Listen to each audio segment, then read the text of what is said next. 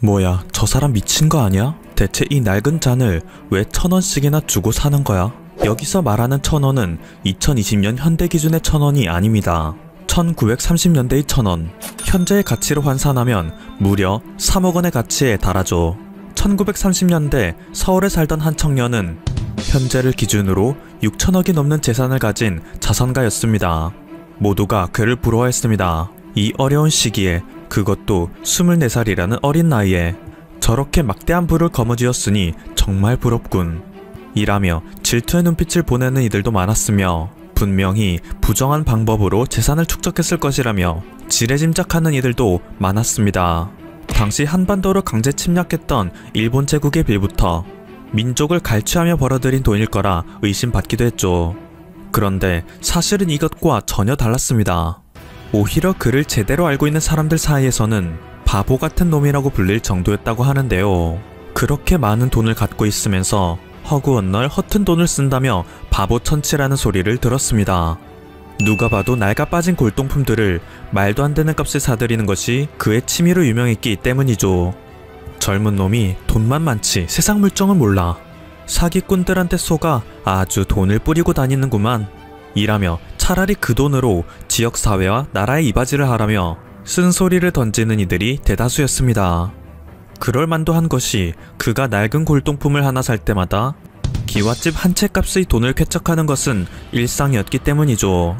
아버지로부터 6천억의 재산을 물려받아 주변인으로부터 바보라는 소리를 들었던 이 어린 청년의 이름은 전형필입니다.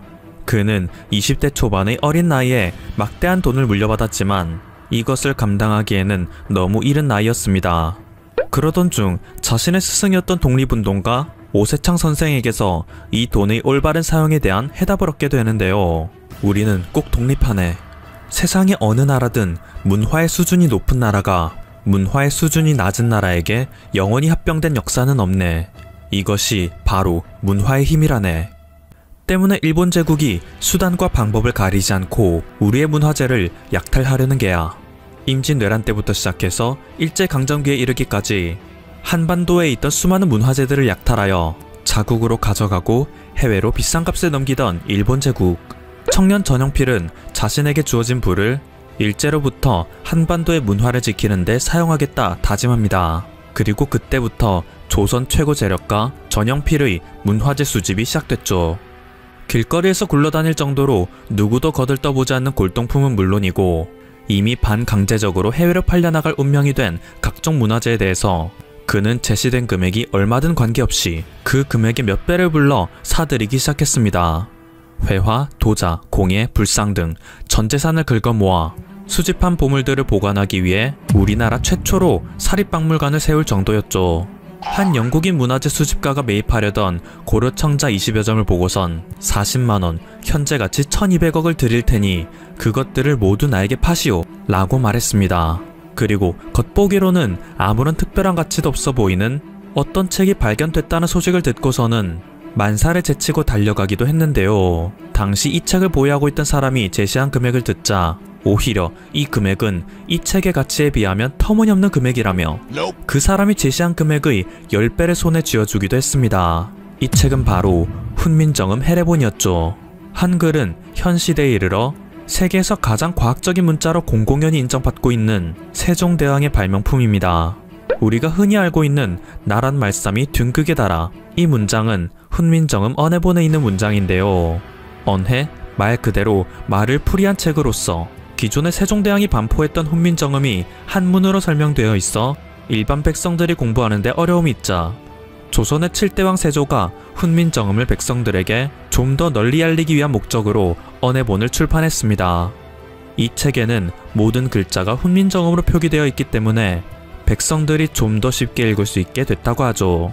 하지만 이 책에는 한 가지 부족한 점이 있었습니다. 백성들이 훈민정음을 쉽게 익히는 목적에만 집중하다 보니 한글이 어떤 원리를 바탕으로 해서 어떤 과정을 통해 만들어졌는지에 대한 설명이 빠져 있었던 것인데요. 때문에 훈민정음 언해본이 최초로 세계에 공개됐을 때에는 그 누구도 한글의 창제 원리와 배경을 알 수 없었죠.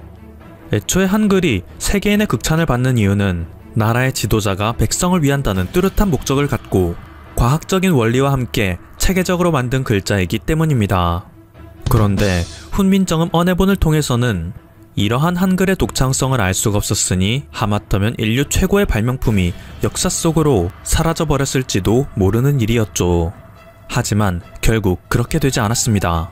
골동품에 진지했던 청년 전영필이 훈민정음 해례본을 찾아내 세상에 내놓았기 때문입니다. 이 책은 임금의 글, 세종대왕의 글로 시작됩니다. 세종이 직접 간략히 해설한 훈민정음 글자의 운영 방법이 적혀있죠. 그리고 이후에는 신하들이 구성하였는데 글자 창제, 초성글자, 중성글자, 종성글자, 초중종합자, 글자의 활용 등에 대한 모든 해설이 담겨 있습니다. 아무리 훌륭한 가치의 문화재라 할지라도 그 가치를 알아주는 사람이 없다면 그것은 한낱 쓰레기에 불과할 것입니다. 옛 중국의 진시황이 분서갱유를 통해 모든 책을 불태우고 마오쩌둥이 홍위병을 통해 중국의 문화를 말살시켰듯이 말이죠.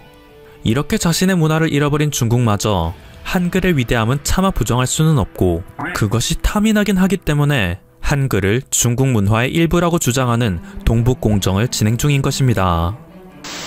현재 한국은 일본 정부를 향해 1965년 벌어진 한일협정 문서를 공개할 것을 요구하고 있습니다. 하지만 일본의 외무성에서는 문서가 공개되면 한국과의 문화재 반환을 둘러싼 협정에서 일본이 불리해질 가능성이 매우 높다 라고 주장하였고 일본의 법원 역시 이를 받아들여 관련 문서 48건을 비공개로 유지하고 있죠. 아직까지 우리의 문화재는 최소 7만여 점 이상 일본에게 약탈된 상태라 조사된다고 합니다. 이는 도쿄박물관, 일본 국내청 등에서 소유하고 있다고 하는데 청년 전영필이 그랬던 것처럼 한 명의 개인이 일본 정부를 상대로 모든 문화재를 사들일 수는 없겠지만 우리 정부와 시민들이 지속적으로 일본에게 항의하여 아름답고 소중한 우리의 문화재를 모두 반환받을 수 있는 날이 하루빨리 오기를 기원합니다. 지금까지 퍼플튜브였습니다. 여러분의 구독과 좋아요 그리고 알림 설정은 콘텐츠 제작에 큰 힘이 됩니다. 감사합니다. 조지 소로스, 워렌 버핏, 짐 로저스를 일컬어 세계 3대 투자자라고 부릅니다. 이 세 사람은 오랜 시간 뛰어난 투자 성과를 증명해왔습니다. 이들 중에서 짐 로저스는 일본에 대해서 혹평을 하기로 유명합니다. 반면 한국은 크게 성장할 것이라며 투자를 아끼지 않죠. 짐 로저스 회장이 최근 출범한 일본 스가 요시히데 정권에 대해서 자신의 생각을 밝혔습니다. 어떤 평가를 내렸을까요? 일본의 쇠퇴를 가져오는 건 필연적이다. 로저스 회장은 지난 9일자 일본 주간 아사히 최신호 기고에서 일본의 미래에 대해서 예측했습니다. 나는 아베 신조 전 일본 총리가 한시라도 빨리 사임해야 한다고 말해왔다. 아베의 행동 원리는 자신과 자신의 체제를 유지하는 데에만 있었고 그에 따른 부채는 일본 젊은이들에게 떠넘겼기 때문이다. 이어서 타깃은 스가 총리로 넘어갔습니다. 일본 집권 자민당은 지난달 괴양성 대장염 재발을 이유로 총리직을 사임한 아베의 후임으로 스가 총리를 선출했죠. 스가는 아베 정권 8년간 정부의 대변인이자 총리 비서실장 역할을 해왔습니다. 그리고 총리가 되어서는 아베 정권 계승을 국정기치로 내걸었습니다. 로저스 회장은 이에 대해서 혹평을 했습니다. 아베의 후계자인 스가 총리도 아베노믹스라는 잘못된 정책을 승계하겠다고 해 문제다. 일본의 이처럼 불행한 일은 없을 것이다. 로저스 회장은 이번 기고에서 아베노믹스를 일본을 파괴하기 위한 정책이라고 말했습니다. 이유는 대규모 금융 완화와 적극적인 재정 투입을 근간으로 하기 때문에 일부 중개업자와 대기업에게만 혜택을 주는 시책이라는 것이죠. 아베 정권은 그동안 금융 완화를 통해 엔화 약세를 유도하면서 주가를 끌어올리는 데 성공했습니다. 하지만 머지않은 훗날 물가가 오르면서 국민들이 고통을 받게 될 것이라고 짐 로저스 회장은 확신했습니다. 이런 통화절하 정책으로 중장기 경제 성장을 달성한 나라는 역사상 한 곳도 없었다. 로저스 회장은 또 아베노믹스에 따른 적극적 재정 투입에 대해서는 더욱 신랄하게 비판했습니다. 국가 채무가 계속 늘어나는 상황에서 잘못된 정책을 계속하고 있는 것이다. 일본 현지의 인구 감소에 대해서도 언급했습니다. 일본은 전 세계에서 가장 빠르게 인구 감소가 진행되고 있습니다. 이는 앞으로 심각한 사회 문제가 될 것입니다. 짐 로저스 회장은 여기서 역대급 발언을 합니다. 이대로 간다면 일본은 100년 뒤엔 없어질지도 모른다. 일본에 사는 10대 청소년들은 속히 일본을 뛰쳐나와야 한다. 100년 뒤에는 사회적인 것보다 섬 자체가 침몰하지 않을까요? 잦은 지진과 각종 재해로 일본은 흔들리고 있습니다. 독도 등의 영토에 집착하고 전 세계의 토지를 사들이는 이유에도 열도 침몰이라는 시나리오가 계산되어 있을 겁니다. 짐 로저스 회장이 보기에 앞으로의 아시아는 어떻게 변화될까요? 로저스 회장은 한국과 중국의 세기가 될 것이라고 말했습니다. 21세기 후반은 한국과 중국을 필두로 한 아시아의 세기가 될 것이다. 북한에서도 개방이 시작되고 북한의 투자가 모이면 한국도 크게 성장할 것이다. 그러나 일본만은 아시아의 성장으로부터 뒤처질 것이다. 짐 로저스는 친절하게 일본이 앞으로 취해야 할 정책 방향도 제시했습니다. 크게 두 가지였는데요.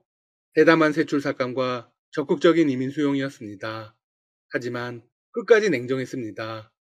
하지만 일본은 변하지 않을 것이다. 일본의 젊은이들은 한국이든 중국이든 일본 밖으로 나가야 인생이 풍요로워질 것이다. 한편 일본에서는 대재앙의 징조가 끊이지 않고 나타나고 있습니다.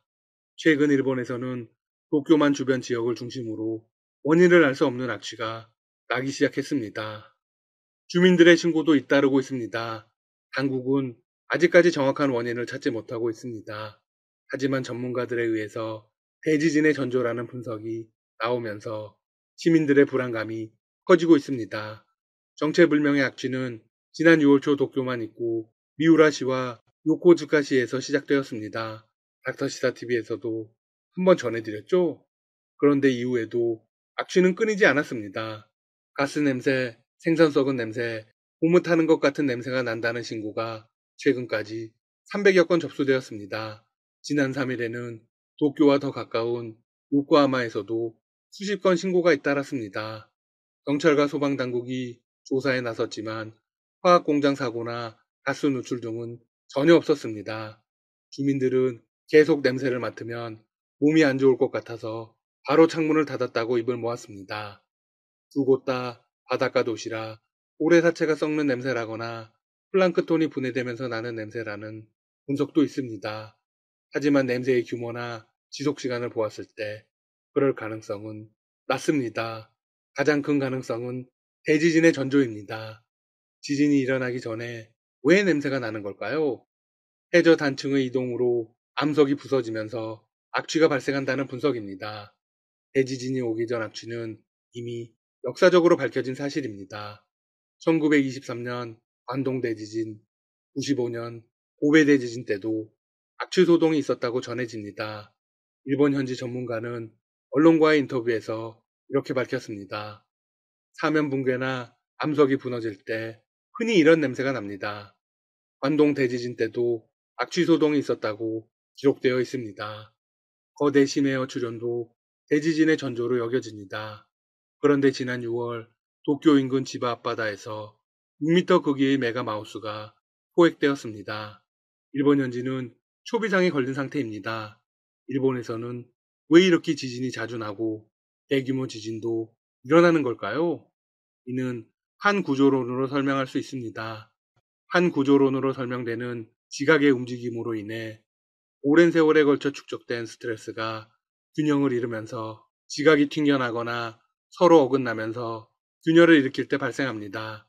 지구 전체에서 발생하는 지진의 90% 이상은 불의 고리라고 불리는 환태평양 조산대에서 발생합니다.